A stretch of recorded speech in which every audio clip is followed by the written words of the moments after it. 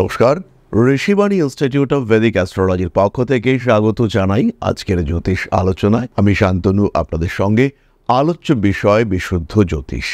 প্রত্যেকটি মানুষের মনের মধ্যে প্রশ্ন জাগে, আমার পার্টনার কেমন হবে, আমার জীবন সঙ্গী কেমন হবে, বা কেমন মানুষের সঙ্গে আমি সম্পর্ক সৃষ্টি করতে পারি। এরকম প্রশ্ন বারবার আপনারা কমেন্টে করেছেন। কোন মানুষটির সঙ্গে আমার সম্পর্ক হতে পারে এবং কোন বয়সে, এক্স্যাক্টলি কোন বয়সে এই সম্পর্ক আমরা প্রাপ্ত হতে পারি, এরকম কয়েকটি বিষয় নিয়েই আমরা আলোচনা করব এবং তার সঙ্গে থাকবে নাক্ষত্রিক আলোচনা। তবে এই ধরনের আলোচনা একেবারেই সাধারণ আলোচনা, এটা আপনাদের খেয়াল রাখতে হবে। একজন মেষ রাশির মানুষ, তার সপ্তমে রাহু রয়েছে, আর সেই মেষ রাশিরই মানুষ, তার সপ্তমে শুক্র রয়েছে। দুজনের মানসিকতা, দুজনের পছন্দ কিন্তু সম্পূর্ণ আলাদা।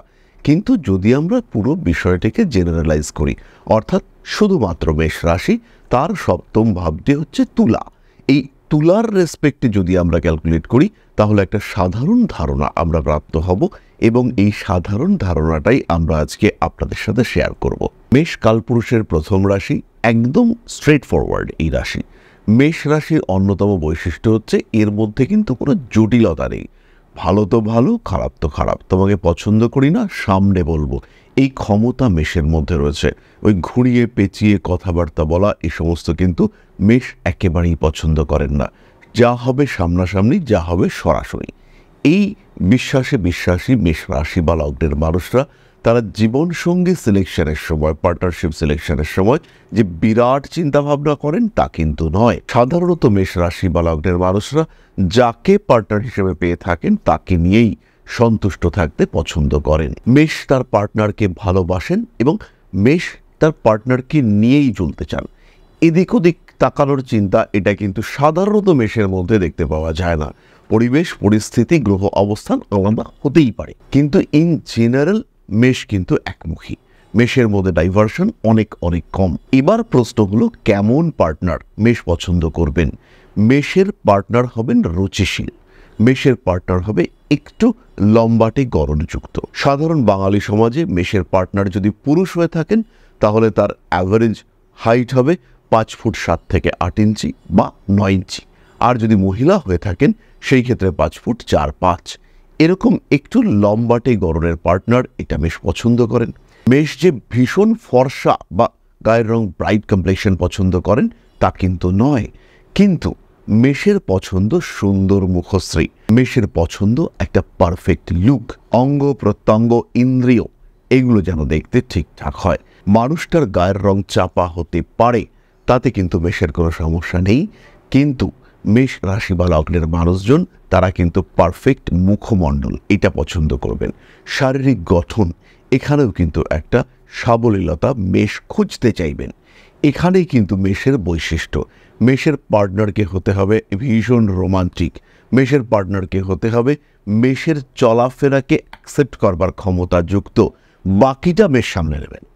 তুমি আমার দিকে নজর রাখবে, আমাকে নিয়ে চলবে, আর বাকি সব লড়াই আমি একাই লড়ে নেব। পৃথিবীর আর সমস্ত সমস্যা সেটা আমি সামলে নেব, শুধু আমার যত্ন এটা তুমি নেবে। রিলেশনশিপের ক্ষেত্রে কিন্তু মেষ ভীষণ স্বার্থপর এবং পজেসিভ। মেষ কিন্তু তার সঙ্গী বা সঙ্গিনীকে কোনোভাবেই চোখের আড়াল করতে পছন্দ করে না। সহজ সরল সরাসরি মেষ রাশি বা লগ্নের মানুষজন, তাদের মধ্যে যদি একবার সন্দেহের বীজ ঢোকে, তাহলে সেই সন্দেহের একদম গোড়া পর্যন্ত, শিকড় পর্যন্ত যেতে পছন্দ করে মেষ। পার্টনার হিসেবেও মেষ ভীষণ ভালো।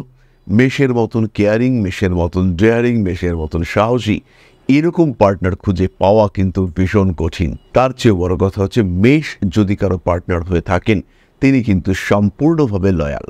এই ক্ষেত্রে কিন্তু কোনো রকম সংশয় সাধারণত আসে না। এবার মেষ রাশি বা লগ্ন, তার অষ্টমে রাহুদৃষ্ট শুক্র রয়েছে। রাহুও জলতত্ত্বে রয়েছে, মীন রাশিতে রাহু রয়েছে। সেই রাহুর দৃষ্টি বৃশ্চিক রাশির শুক্রের ওপরে পড়েছে, তার চরিত্রে গণ্ডগোল আসবে। কিন্তু ইন জেনারেল মেষ রাশি বা লগ্নের কথা যদি আমরা ভাবি, সেই ক্ষেত্রে তার চরিত্র কিন্তু সম্পূর্ণ বিশুদ্ধ এবং তার সঙ্গে সঙ্গে অনুকরণীয়। মেষ পরিশ্রমী, মেষের কর্মক্ষমতা অনেক বেশি, এবং মেষ রাশি বা লগ্নের মানুষ তারা তার পার্টনারকে ভালো রাখতে পছন্দ করেন। খুব বেশি দিন অবিবাহিত থাকতে মেষ পছন্দ করেন না এবং সরাসরি বলে দেন মেষ যে আমার এবার বিয়ে করার ইচ্ছে হয়েছে, তাড়াতাড়ি আমার জন্য মেয়ে খোঁজো। যদি আমার পছন্দের মেয়ে থাকলো তাহলে তো খুবই ভালো, তাকে আমি অ্যাকসেপ্ট করলাম। আর যদি আমার পছন্দের না কেউ থাকলো তাহলে তোমরা আমার জন্য এবার জোগাড় করো, কারণ আমার এবার বউ দরকার, কিংবা আমার এবার বিয়ে করতে হবে, আমার জন্য বর খুঁজে দাও। এই বিষয়টা কিন্তু মেষের ক্ষেত্রে সরাসরি দেখতে পাওয়া যায়। সাধারণত মেষ একা থাকতে পছন্দ করেন না, কিন্তু যদি মেষ রাশি বা লগ্নের মানুষদের কুণ্ডলিতে বৃহস্পতি পীড়িত থাকে, শনিদেব অত্যন্ত বলবান থাকেন, রবি পঞ্চম সপ্তম নবম লগ্ন ইত্যাদিভাবে থাকে, সেই ক্ষেত্রে কিন্তু বিয়ের প্রতি একটা অনীহা সৃষ্টি হতে দেখতে পাওয়া যায়। এই মুহূর্তে মেষ রাশি বা লগ্নের মানুষদের কিন্তু বিবাহের সম্পূর্ণ কম্বিনেশন চলছে। সপ্তম ভাবের উপর রাহু বৃহস্পতি এদের সম্মিলিত দৃষ্টি রয়েছে এবং এই দৃষ্টি কন্টিনিউ করবে 10ই অক্টোবর পর্যন্ত। ফলে মেষ রাশি বা লগ্নের মানুষদের বিয়ের কথাবার্তা ফাইনালাইজ হওয়া, বিয়ের কথাবার্তা এগোনো ইত্যাদির সম্ভাবনা রয়েছে। আপনার পেশাক্ষেত্র, কর্মক্ষেত্র, সেখান থেকে বিয়ের কথাবার্তা উঠবার সম্ভাবনা সবচেয়ে বেশি। তার সঙ্গে সঙ্গে পরিবারের মানুষজন তারাও কিন্তু বিয়ের কথাবার্তা এগোতে পারেন। কিন্তু এই পরিবারের মানুষজনরা যদি আপনার বিয়ের কথাবার্তা এগিয়ে থাকেন, সেই ক্ষেত্রে কিন্তু একটা পারিবারিক অন্তর্দ্বন্দ্ব আগামী কিছুদিনের মধ্যে সৃষ্টি হতে চলেছে এবং এই অন্তর্দ্বন্দ্বের কারণে এই বিয়ের কথাবার্তা পিছিয়ে যাওয়া, ভেঙে যাওয়া ইত্যাদির সম্ভাবনা সৃষ্টি হতে পারে। যে মানুষগুলি আপনার ভীষণ ভীষণ হিতাকাঙ্ক্ষী ছিল, সেই মানুষগুলি কিন্তু মন ঘুরিয়ে আপনার বিরুদ্ধাচরণ শুরু করতে পারেন। যারা একসময় আপনার প্রশংসায় পঞ্চমুখ হয়েছিলেন, সেই মানুষগুলোর মধ্যেই আপনাকে ইগনোর করা কিংবা আপনার সম্পর্কে বদনাম রটানোর একটা মানসিকতা কাজ করতে পারে।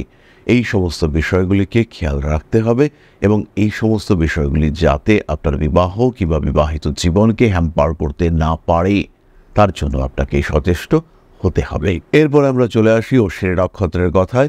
অশ্বিনী নক্ষত্র কিন্তু কিছুটা সৌন্দর্য পছন্দ করেন। অশ্বিনী নক্ষত্রের অ্যাট্রাকটিভ পাওয়ার ভীষণ বেশি এবং তার সঙ্গে সঙ্গে অশ্বিনীর কিন্তু নিজস্ব একটা আলাদা শৈল্পিক সত্তা এবং রুচি রয়েছে। যাকে তাকে অশ্বিনী পছন্দ করেন না, যাকে তাকে পার্টনার হিসেবে নেওয়া এটা অশ্বিনীর একেবারেই অপছন্দ। 27, 32, 33 এই বছরগুলো অশ্বিনীর মূলত বিবাহের বয়স এবং এই বয়সে অশ্বিনী নিজের মতো করে তার পত্নী বা তার স্বামীকে খোঁজার একটা চেষ্টা করেন। তার মধ্যে এই বয়সগুলি কিন্তু একটা ভাইব্রেশন, পার্টনারকে হতে হবে দায়িত্বপূর্ণ। মিথ্যে কথা অশ্বিনী কিন্তু একদম সহ্য করবেন না।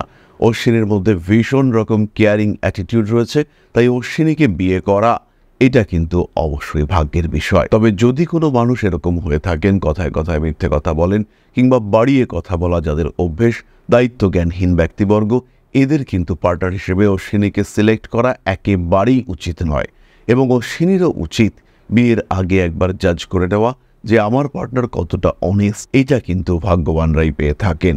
অশ্বিনী নক্ষত্র তার পার্টনার হিসেবে একজন ভালো বন্ধুকে পছন্দ করেন, যার সঙ্গে তিনি তার মনের কথাবার্তা শেয়ার করতে পারবেন, যাকে তিনি বেশ খানিকটা আপন করে নিতে পারবেন এবং যার কাছে তিনি সম্পূর্ণ উন্মুক্ত হতে পারবেন, যার সঙ্গে তার কোনো গোপনীয়তা থাকবে না। এরকম পার্টনার অশ্বিনী পছন্দ করেন। আর যদি এরকম পার্টনার পাওয়া যায় তাহলেই কিন্তু অশ্বিনী হ্যাপি থাকতে পারেন। পরবর্তী নক্ষত্র ভরণী। এদের এজ অফ ম্যারেজ এটা কিন্তু একটু আর্লি হয়ে থাকে, জেনারেলি 23 বা তার আশেপাশে, 28, 29 এবং 32 এই বয়সগুলোকে ভরণী তার বিয়ের এজ হিসেবে প্রেফার করে থাকেন। গ্রহ অবস্থান পরিবর্তিত হলে বিবাহের বয়স অবশ্যই পাল্টাতে পারে। যেমন সপ্তমে যদি শনিদেব থাকে তাহলে যাকে আমরা 23 বলছি সেটা অ্যাটলিস্ট আরও 4 বছর পিছিয়ে 27 হতে পারে। কিন্তু ইন জেনারেল যদি আমরা ক্যালকুলেশন করি তাহলে ভরণী কিন্তু একটু আর্লি ম্যারেজ পছন্দ করেন। ভরণী সাধারণত একটু ডমিনেটিং অ্যাটিটিউডওয়ালা মানুষ হয়ে থাকেন, তাই তার স্ত্রী বা তার স্বামী হিসেবে একটু অ্যাডজাস্ট করতে পারে বা একটু কম্প্রোমাইজ করতে পারে এমন মানুষ হলে কিন্তু বেশ সুবিধা।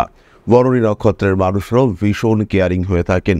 তারা কিন্তু সম্পূর্ণভাবে তার স্বামী বা স্ত্রীকে আগলে রাখতে পছন্দ করেন, একদম প্রোটেক্টেড রাখতে পছন্দ করেন।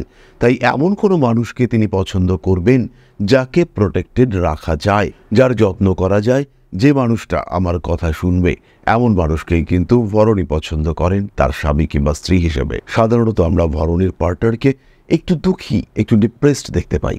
বিভিন্ন কারণে বিভিন্ন পরিস্থিতিতে সেই মানুষগুলি কিন্তু মানসিক দিক থেকে কিছুটা অবসন্নতার শিকার হয়ে থাকেন। ভরণী ভীষণভাবে চেষ্টা করেন এই মানুষগুলিকে ভালো রাখতে, ভরণী ভীষণভাবে চেষ্টা করেন এই মানুষগুলিকে প্রোটেক্টেড রাখতে, কিন্তু তা সত্ত্বেও এরা কোনো না কোনো কারণে সমস্যার মধ্যে পড়ে থাকেন। কোনো না কোনো কারণে এরা কিন্তু জীবনে জটিল পরিস্থিতিকে নিজেরাই হায়ার করে থাকেন। ফলে ভরণীর বিবাহিত জীবনে কিছু আপস অ্যান্ড ডাউনস দেখতে পাওয়া যায়। অশ্বিনী বউকে নিয়ে বা স্বামীকে নিয়ে যতটা খুশি থাকতে পারেন, ভরণীর কিন্তু জীবনে এতটা সুখ থাকে না। কিন্তু তা সত্ত্বেও ভরণী সবসময় তার 100% দেওয়ার চেষ্টা করেন এবং চেষ্টা করেন কোনো না কোনোভাবে এই পার্টনারকে ভালো রাখার জন্য। ভরণী নক্ষত্রের জাতক বা জাতিকাদের বিয়ের পরে ভাগ্য উন্নতির সম্ভাবনা দেখতে পাওয়া যায় এবং তাদের কারণে পার্টনারেরও অর্থনৈতিক উন্নতি ভীষণভাবে বাড়তে দেখতে পাওয়া যায়। হঠাৎ চেঞ্জ, সাডেন চেঞ্জ, এটা ভরণীর পার্টনার দেখতে পান ভরণীকে বিয়ে করার পরে। অর্থনৈতিক দিক থেকে স্বচ্ছন্দ থাকলেও মানসিক দিক থেকে কেন যেন একটা ঘাটতি, কোথাও যেন একটা অভাব থেকে যায়। পরবর্তী নক্ষত্র কৃত্তিকা, স্ট্রেট ফরওয়ার্ড বিহেভিয়ার, একটু রাগী, ডমিনেটিং, ডেসপারেট অ্যাটিটিউড, কখনো কখনো একটু অ্যাগ্রেসিভ। স্বামী কিংবা স্ত্রী তারা একটু ডমিনেটেড হয়ে থাকেন। প্রথম জীবনে কৃত্তিকার মধ্যে বিয়ে, প্রেম, ভালোবাসা ইত্যাদির প্রতি একটা অনীহা, একটা বিতৃষ্ণা, বিরক্তি কাজ করতে দেখতে পাওয়া যায়। এই মানুষগুলি কিন্তু এই ধরনের সম্পর্কগুলি থেকে দূরে থাকতেই পছন্দ করে। এরা ডিটাচড থাকতে চেষ্টা করে কোনো রকম শারীরিক সম্পর্ক, মানসিক সম্পর্ক থেকে। সাধারণত কৃত্তিকা নক্ষত্রের জাতক বা জাতিকা তাদের একটু বেশি বয়সে বিয়ে হতে দেখতে পাওয়া যায়। 29, 35, 38 এই বয়সগুলো কৃত্তিকার বিয়ের জন্য আদর্শ বয়স। গ্রহ অবস্থানের কারণে কিছুটা এদিক ওদিক হতেই পারে, কিন্তু তা সত্ত্বেও এদের বিয়ের যে আগ্রহ বা আগ্রহের বয়স, সেটা ইন জেনারেল এইগুলো। এরা সাধারণত ডমিনেটিং টাইপের হয়ে থাকেন। একটু নরমপন্থী পার্টনার এদের জন্য বেটার। তবে পার্টনারকে ভালো রাখা, তার যত্ন করা, তাকে সুস্থ রাখা, তাকে সুন্দর অবস্থা, সুন্দর পরিবেশ প্রদান করা, এই বিষয়টাকে কিন্তু কৃত্তিকা তার দায়িত্ব বলে মনে করেন। কিন্তু ইন জেনারেল কৃত্তিকা নক্ষত্রের মধ্যে একটু অ্যাগ্রেসিভ বিহেভিয়ার দেখতে পাওয়া যায়। রাগ, জেদ, ঝগড়া, তেড়ে যাওয়া, অশান্তি, এগুলো কৃত্তিকার বেসিক ক্যারেক্টারিস্টিক্স। এখান থেকে কৃত্তিকা কিন্তু সহজে বেরিয়ে আসতে পারেন না। তবে মুখে যাই থাকুক না কেন, প্রকৃতিগতভাবে কৃত্তিকা কিন্তু ভীষণ যত্নশীল এবং ভীষণ ব্যালেন্সড। তার চাকরি, তার ঘর, তার পরিবার, তার সংসার, তার পরিবেশ, তার প্রতিবেশী, প্রত্যেকের মধ্যে ব্যালেন্স করতে সক্ষম কৃত্তিকা। প্রচুর খাটতে পারেন কৃত্তিকা এবং এই পরিশ্রমের কারণে কৃত্তিকা কিন্তু সমস্ত দোষকে ঢাকা দিয়ে ফেলতে পারেন, নিজেকে অপরিহার্য করে তুলতে পারেন কৃত্তিকা। তাই সমাজে, সংসারে, পরিবারে তার প্রয়োজনীয়তা কিন্তু অনস্বীকার্য। অবস্থা যাই থাকুক না কেন, বিহেভিয়ার যাই হোক না কেন, তাকে কিন্তু প্রয়োজন। ফলে কৃত্তিকা নক্ষত্রের জাতক বা জাতিকাদের বিবাহিত জীবনে কিছুটা আপস অ্যান্ড ডাউনস থাকতেই পারে, কিন্তু পরিবার, এক্সটেন্ডেড ফ্যামিলি, সেখানে কিন্তু কৃত্তিকার প্রয়োজনীয়তা অনস্বীকার্য এবং তার কারণে তার স্বামী কিংবা তার স্ত্রী তারাও কিন্তু কৃত্তিকাকে কখনোই অস্বীকার করতে পারেন না। সুতরাং মেষ রাশি বা লগ্নের মানুষদের বিয়ে কেমন হবে, কোন বয়সে বিয়ে হতে পারে, বিবাহিত জীবন কেমন হবে, পার্টনার কেমন হতে পারেন, এই সম্পর্কে একটা সাধারণ ধারণা আমরা তো পেয়েই গেলাম। এর সঙ্গে সঙ্গে রয়েছে কিছু নেগেটিভ বা পজিটিভ গ্রহ অবস্থান। সপ্তম ভাবে দেবগুরু বৃহস্পতি অবস্থান করে রয়েছেন। সপ্তম ভাবে দেবগুরু বৃহস্পতি অবস্থান করে রয়েছেন স্বাতি নক্ষত্রে। রাহু কুম্ভ রাশিতে বসে রয়েছে এবং পূর্ব ভাদ্রপদ নক্ষত্রে। সাকসেস আসবেই, বিবাহিত জীবন অত্যন্ত ভালো এবং বিয়ের পরে ভাগ্য উন্নতি হবেই, নিশ্চিন্তে থাকা যায়। আবার ঠিক এই একই রকম কম্বিনেশন, বৃহস্পতি সপ্তমেই বসে রয়েছে, সেই স্বাতি নক্ষত্রেই বসে রয়েছে, কিন্তু এবার রাহু চলে এসেছে কন্যা রাশিতে এবং সেই রাহু অবস্থান করে রয়েছে উত্তর ফাল্গুনী নক্ষত্রে। বিবাহিত জীবনে বিয়ের পরের থেকেই অশান্তি, বলা যেতে পারে বিয়ের পরের দিন থেকেই শুরু হবে প্রবল অশান্তি। এই ধরনের ঘটনাগুলি মানুষকে কিন্তু বিভ্রান্ত করে তুলতে পারে। সুতরাং গ্রহ অবস্থান জাজ করতে হবে। সমস্যা থাকলেও তার বেশিরভাগেরই সমাধান সূত্রও রয়েছে, আর সেই সমাধান সূত্র খুঁজে বার করবার পথে আপনার সাথে থাকতে পারে আপনার জ্যোতিষ বন্ধু। তাই আর দেরি নয়, সমস্যা অতিক্রম করবার, জীবনের টক্সিক পার্টগুলিকে রিডিউস করবার জন্য এটাই আদর্শ সময়। কি হতে চলেছে, আদৌ আপনার সম্পর্কের ভবিষ্যৎ কি, কতটা উন্নতি আপনি করতে চলেছেন, কতটা উন্নতি আপনার পক্ষে করা সম্ভব, এই সম্পর্কে সঠিক ধারণা আপনার জীবন পথের পরিকল্পনা করতে সাহায্য করবে।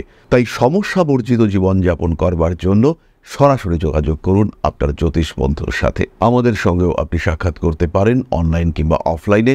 আমরা থাকছি উত্তর কলকাতা, দক্ষিণ কলকাতা, তার সঙ্গে দুর্গাপুর এবং আগরতলাতেও। তাহলে আজকের আলোচনা আমরা আর দীর্ঘায়িত করব না। সবাই সুস্থ থাকুন, ভালো থাকুন। মা শ্রী শ্রী আদিশক্তির আশীর্বাদে সম্পূর্ণ হয়ে উঠুক আপনাদের জীবন, সমৃদ্ধ হয়ে উঠুক আপনার জীবন। নমস্কার, জয় মা আদিশক্তি। ओम अकारादि पंचाशद्वर्णेभ्यो स्वाहा। ओम प्रतिपादादि तिथिभ्यो स्वाहा। ओम कृष्णपक्षाय स्वाहा। ओम शुक्लपक्षाय स्वाहा। ओम अमावस्याय स्वाहा। ओम पूर्णिमाय स्वाहा।